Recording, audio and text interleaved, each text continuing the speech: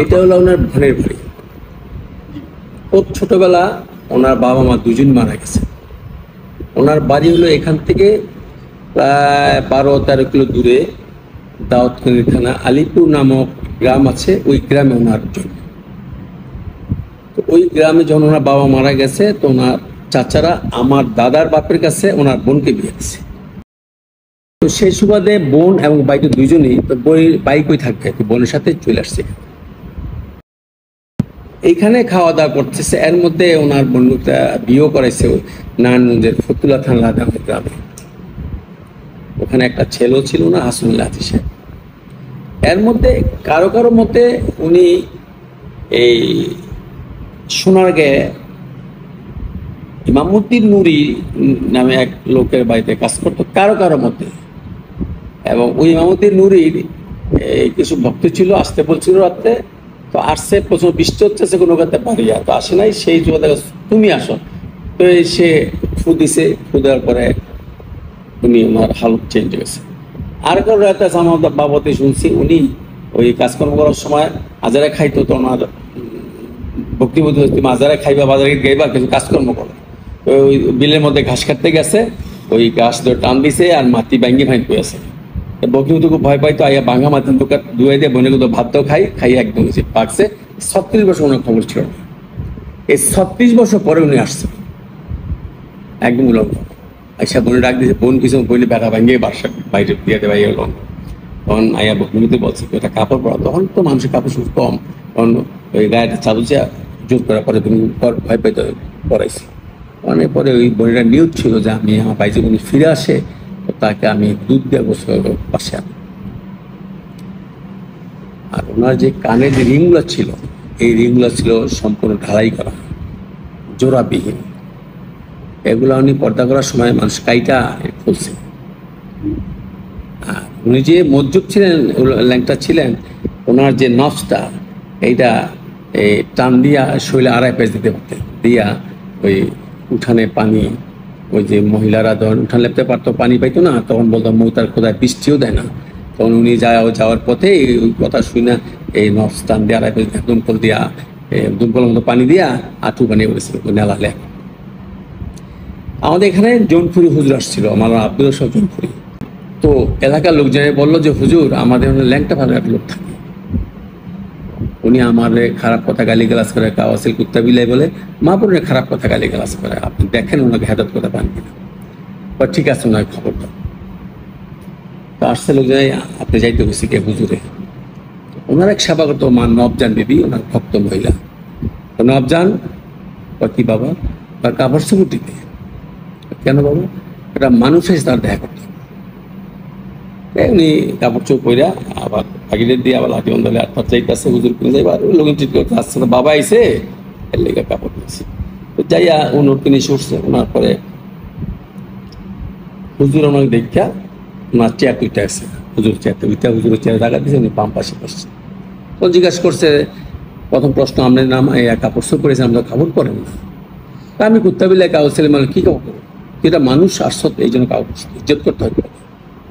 তা আপনি যদি সব মানুষকে মানুষ দেওয়া তা হাত তাল গেছে, একটা বগল তল কি দেওয়া করে মানুষ দেওয়া না হচ্ছে, মানুষ দেখে কি দেওয়া এই কুত্তা বিলে দিই, কাগজিল দিই। তুই যখন তোর সঙ্গে কাগজিল দেওয়া তা আমি তো এই রাগি দিই, আমি কি কাগজ? তা আমি তো নামাজ পড়ে না, নামাজ পড়ে না, আবার হাত তাল গেছে, দা তুই কি দাদা? তো আমি তো দেখতেছি কাবা শরীফে আজান দিচ্ছে, হাজিরা নামা উজু করে কাবা শরীফ ঢুকতে নামাজ পড়া যায়, আমি নামাজ পড়ি। এরকম কষ্ট করে উনি আবার পিস থাকি লঙ্গি খুলে নে কারণ বলে হয়েছে। এরকম হাজারো ঘটনা আমি দেখাচ্ছি বিভিন্ন জায়গায়, সারা বাংলাদেশ। কারণ আপনি কোন ঘটনাটা আমি সরিয়ে করবেন? এটা আমার দাদা করতে শুনছি। দাদা ছিল ল্যাংটা বাবার ভাগিনা, ওনার নাম হলো গাউসে পাক হযরত সুলাইমান শাহ রহমতুল্লাহ উর্ফে ল্যাংটা বাবা। গাউসে পাক হযরত সুলাইমান শাহ রহমতুল্লাহ উর্ফে ল্যাংটা বাবা। ওই যে উনি মাঝে মধ্যে 22 তার শাড়ি পরে নাচতেন, উনি মাঝে মধ্যে লেংটি পড়তেন, মাঝে মধ্যে ওই যে নফতাল দিয়া দমকল ছেড়ে দিতেন। আবার হজের সময় হাজিরাই কইতো ল্যাংটা বাবা হজ করছে, কেউ আমার আগের কাতার ছিল, কেউ আমার বগুলার নামাজ পড়ছে আর আফাতের ময়দানে, কেউ আমার ডাইন বলতা, কেউ আমার 1 কাতার পিছিয়ে, কেউ আমার 3 কাতার সামনে। আমরা কথা হইতেছি না কালকে হজ, তো আপনি যে কেউ যায় কয় যে অমুকে আমল হজ করছে, তোর মাথা খারাপ আমল বইয়ে কথা হইলো, টেবিল বইয়ে কথা হইলো। তো সেই 90 দশক আগের ওলি আল্লাহদের কাহিনী আর ওই আমাদের ভক্তবৃন্দ, আর এখন 90 দশকের পরে আমরা যারা জন্ম হয়েছি, আমাদের ইমান আখলাক এখন বর্তমানে যারা মাজারে খাদেম আছে, পীর ফকির আছে, উমের আখলাক কম, ওইরকম। তখন কি পারছে আপনার ওই তৌহিদি জনতারা এই হুজুরের সামনে খালি একটু দৃষ্টি করে দিলে গেছে না? আমাদের ইমান একটা উন্মাস নাকি বলেন? এখন কি ওলেলা মাজা ভাঙার তাদের ক্ষমতা আছে? আবার আব্দুল ওয়াহাব নজরুল আমও তো ভাগছে, বুঝছে না? এখন আপনি আমার বয়স ছোট হবেন, আমি ছোট্ট একটা কথা কোন দিকে নেবেন আমি জানি না। আমাদের ইমান আখলাক দুর্বল। এখন আমরা যত মাজারের খাদেমরা আছি বা বিভিন্ন ওলিয়ারা পীর ফারুকের মাথাটা আছে, আমরা ছোট্ট একটা গানে কথা বলি, মন তুমি যাকে ভালোবাসবা তোর তার দোষ কেন দেখবা। তুমি ভালোবাসার আগেই তার দোষগুণ দেখে তুমি ভালোবাসবা। তুমি ভালোবাসছো, ভালোবাসার পরে ওনার চরিত্র খারাপ দেখছো। আমার দয়াল এমন হইতে আর আমাকে পরীক্ষা করছে। সে যদি নরকে দুইবা মনে, তুমি তার সাথে দুইবা মরবা। মন তুমি যাকে ভালোবাসবা। এই জন্য পীরের দরবার যাওয়ার আগে আগে নিজের শুদ্ধি, আত্মশুদ্ধি করতে, নিজেকে নিজে চিনো জানো বুঝা পীরের দরবার যাও। আরশাদ ল্যাংটা হলো সুলাইমান শাহের একজন ভক্ত। ল্যাংটা হল কাউকে মুরিদ করে নাই। আরশাদ ল্যাংটার কাহিনীটা হলো, উনি চাই পাততেন, মাছ ধরতেন এই চলে। একদিন সন্ধ্যার সময় উনি চাইলিয়ার ডুব দিছে গাঙ্গের পারে, ওইটা দেহে দুইজন দুই দিকে। দলিল বিন কথা বলি আপনাকে, দলিল নাই। তো ওইটারে দুই মাতির দুইজন লোক, তো স্বাভাবিক চাইলিয়া নামছে, উঠটা দেখছে এরকম। তখন বলছে তুই ভয় পাইস না, আমি হযরত সুলাইমান শাহ, উনি খেজর আসলাম। এখন এই কথাটা যদি আমি বলি, এই কথা যদি আপনি লোককে প্রকাশ করেন, তো আমার ফিরে নিচার কোনো কথা আছে? তো উনি ওখান থেকেই এই ওনার দুইজন ওনার চাকরা দিল, উনি কামের থাকা। আশা করি অনেক কেরামত আমার দেখছি, বেসিক্যালি ছিল কি চাইবে তো আমার দর্শক। এখন কোন কারণে আল্লাহর এই দুইজন মহান সাধক ওনাকে চাকরা দিচ্ছে? উনি আইসা বাড়িতে আইসা ওনার বউকে ওনার নকশা দেখাইছে, এই অবস্থা তুমি কি আমার থাকবা না? তাহলে উনি নিজ থেকে বড়ি দিয়ে দিচ্ছে। এরপর উনি আর সংসার করেনি। এখন বউ আসছে, কামেল ছিল। আমার এক ভাই ব্যাংকের এজেন্ট ছিল, উনি ফকিটুর কষ্ট করে হ্যাঁ আশা করে বন্ধ করল। একদিন ওনার বাসায় গেছি, লাল নিয়ে চল ইয়া যাম। আশা করে না আমি আসার ফোনটা কর না, যাম চল। আমি কই এলাম, কেন যাইবেন? আরে আমি স্বপ্ন দেখছি, কোরআনটাও শুনতেছি, কোথায় আমি দেখি না কিছু। পরে আশা দূরে হুইয়া রয়েছে, গিয়া প্যাডের মধ্যে ট্যাক লাগাইছি, কানটা কোরআনের মধ্যে, মানে প্যাডের মধ্যে কোরআন শিব পড়া আছে। ইনশাল কাছে আমার যাবো, আমার লয়েছি কিরা বললে তুই কি আর আইস, তুই তো আমার কথা আছে গাইল লাগছে। দাদা একটা কারণ, এই কারণ আছে।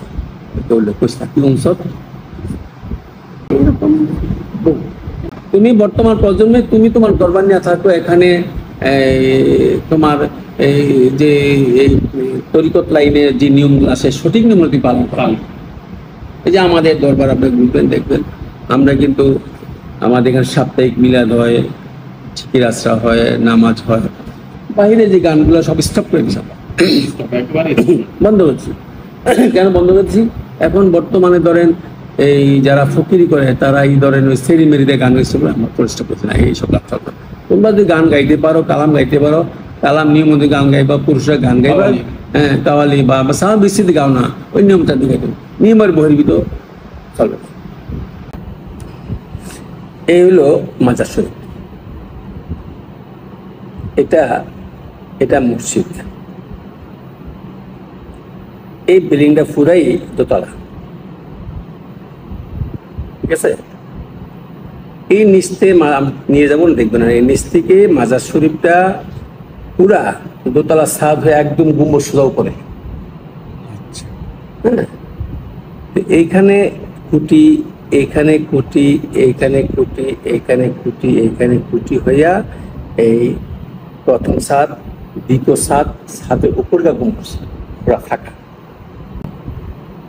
এখন এই জায়গাটুকুতে আমরা কি নামাজ পড়ি।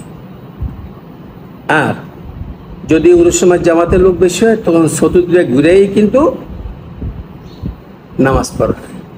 এখন তো গান বাদ্য হয় না, কি হয়, নামাজ হয়। কেউ যদি নিজে যাওয়ার জায়গা না পায় ওইখানে বৈশাখী মিলাদ কিয়াম জিয়ারত করে। আর হ্যাঁ, আদা তেজপাতা লঙ্কা দারচিনি দিবি। এখন এই মাজার শুক্র যে করছে উনি আমাদেরই গ্রামের সাধারণ সিদ্ধার সাহেব, এলাকার শিল্পপতি। উনি বিশ্বের অনেক জায়গায়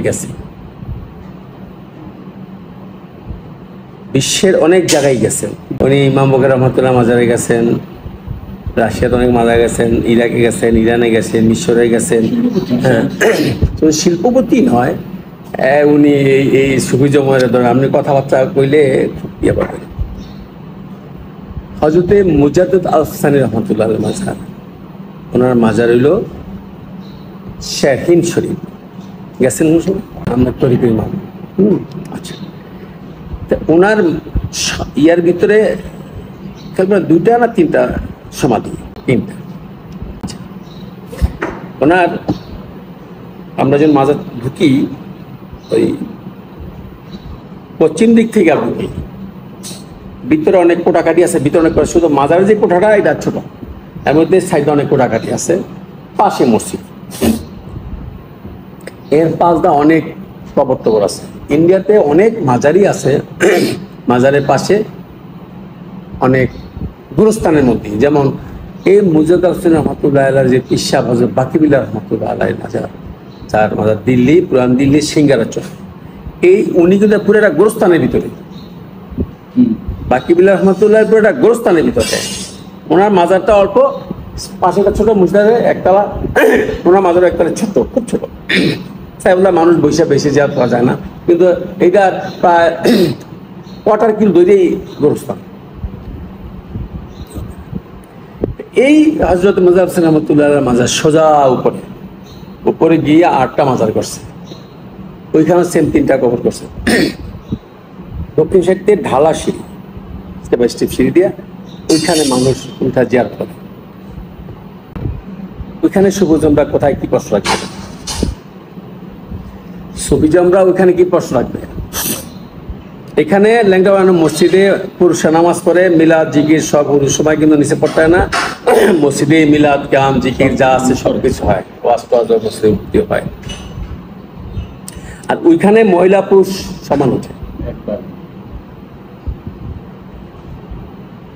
বাংলাদেশের খুব কম মাজার আমি যাই নাই, ভারতে অনেক স্টেটে অনেক মাজার গেছি, যে বোম্বাই, পাঞ্জাব, পানিপত, রুকি, কালিয়া, তারপর সিডনি, কলকাতায় বহু মাজার দেখছি আমি। এখন তো ভিসা বন্ধ নেই, প্রত্যেক বছর 1-2 বার যাই, এবং যাই এক একবার এক এক স্টেটে নতুন মাজার জিয়ারত করি। আপনি বাস্তব অভিজ্ঞতার সাথে আপনার থিওরিক্যাল অভিজ্ঞতা আনে মিলিয়ে পারবেন না। যারা বলে যে ল্যাংটা বাড়ি মসজিদ, আবার যাবের বলে ল্যাংটা বাড়ানো মসজিদ কিসের? মাজারওয়ালা আসলে কি মসজিদ হয়েছে, মাজারওয়ালা না হলে মসজিদ হইত বাস্তব। আচ্ছা, নারায়ণগঞ্জ গেছেন মিনত আলী শাহ মাজারে, চুনকা অডিটোরিয়ামের পাশে দেখবেন মিনত আলী শাহ মাজার। এর ভিতরে ঢুকবেন, দুইটা এই দেখবেন এই কোনায় মিনত আলী শাহ মাজার, এই দামি, আর এটা পুরা মসজিদ নিচতলা, এটা ফাঁকা আছে, এই উদ্যোগটা মসজিদ। ওখানে তো আপনার ইমামিয়া রাব্বানিয়া দরবার শরীফ কোথায়? আজিগুলদার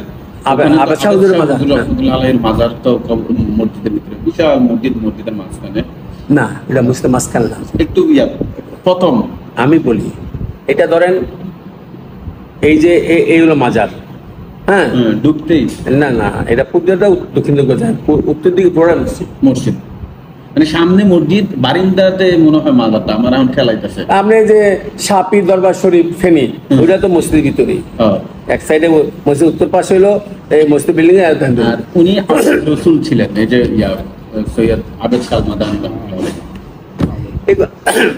আপনি একটা জিনিস মনে রাখবেন, আপনি সফর না করলে বিভিন্ন জিনিস না দেখলে আপনি একটা জিনিস দেখে আপনি মত বিনিয়োগ করতে পারবেন। সুলাইমান শাহ উনি জীবদ্দশায় আমরা যা শুনছি, দাদারা বলছে, আমার দাদা ছিল একটা ওর বাগিনা, আপন বাগিনা। সুলাইমান শাহ যখন নাচত, 22 তার শাড়ি বেড়ে নাচত, আবার নাচ না আরম্ভ করলে উনি আব্দুল রুলির সারাকে বাজাতে পারতেন না। মানে একটা ঢোল ছিল, এটা কাটির বাজাইতো, আব্দুল্লাহ সারা বাজা। সকাল নাস্তা আরম্ভ করলে সারাদিন বাজাইতো, যত কিছু সুলাইমান শাহ এই নাস্তা বন্ধ না করছে বাজাইতো। এই জন্য আব্দুল ডুলি সুলাইমান শাহ।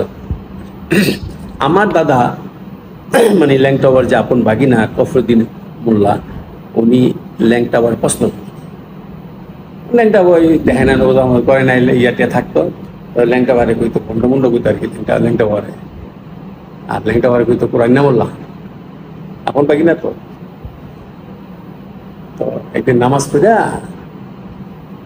সারাদান দিছে, দিতাস আর কি। হয়তো ওই আব্দুল্লাহ শালা কয় কি বাবা, ডুলবাইরা বাবা, ওই যে কবির আজান দেয়, হইলেও শালা করে শালা, ওই শালা আজান দেয় তো অর্থ হবে, তুই শালা ডুলবাইরা কোর্স হবে। নামাজ টামাজ ফেরা বাড়িতে যায়, কইতাছে তো ইয়া তুই যে আমার সঙ্গাটা ফুরি দেন ঘুমাম, হ আমি আরাম দেয় আমার ডোল বাড়ি আন, আমি সাঙ্গাই করে দিই আমি তারে শালা ফুরি করে দিই বাগিনা শালা। তো দাদা ও ঘুমাইছে ল্যাংডা, ওই ঘুমা কি আওয়াজ আসবে। প্রথম কথা আমাদের এলাকায় এক লোক ল্যাংডা বাড়তে এই চোখটা সাঙ্গার দিতে ওই সব লেগে সাঙ্গা নিয়া, তারপর ওই ঘটনা অনেক দূর ল্যাংডা বর দিছে, কেমন পর্যন্ত বংশধর পাগল থাকবে, এখনো পাগল এই বংশধর, ওই বংশধর একের পর এক পাগল থাকি।